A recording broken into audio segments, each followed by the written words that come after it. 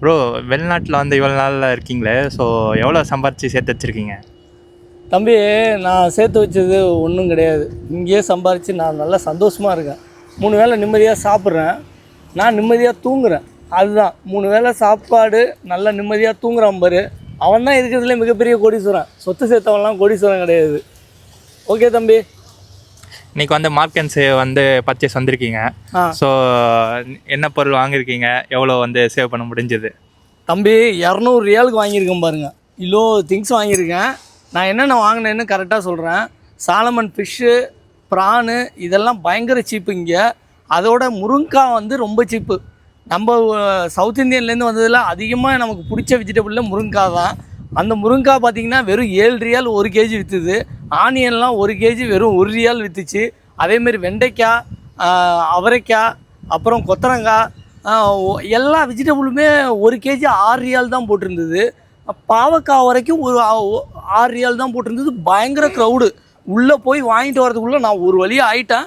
எல்லாமே வாங்கினது எல்லாம் சேர்த்து 200 ரியாலில் நான் போட்ட பட்ஜெட்டில் மார்க் அண்ட் சேவில் கரெக்டாக சேவாக பர்ச்சேஸ் முடிஞ்சிருச்சு.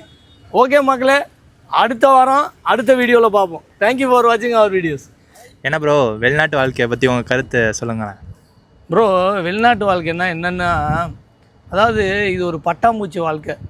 அதாவது நம்ம இருக்கிற இடத்த நம்ம சந்தோஷமாக வச்சு பார்த்தோம்னா ஒரு வெளிநாட்டு வாழ்க்கை நிறைய பாசிட்டிவிட்டி இருக்குது. அதாவது நான் வந்து ஒரு 10 வருஷமாக இங்கே ஃபேமிலியோடு இருக்கேன்.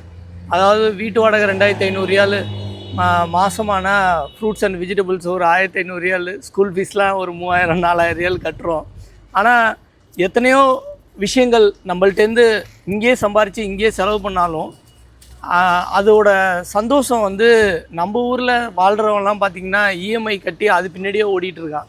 நம்ம இங்கே இன்றைக்கி சம்பாரித்து நம்ம இங்கேயே சந்தோஷமாக இருக்கோம்னு நினச்சி இருக்கிற இடத்த சந்தோஷமாக வச்சுக்கிட்டாலே வெளிநாட்டு வாழ்க்கையில் நிறைய பாசிட்டிவிட்டியான இருக்குது.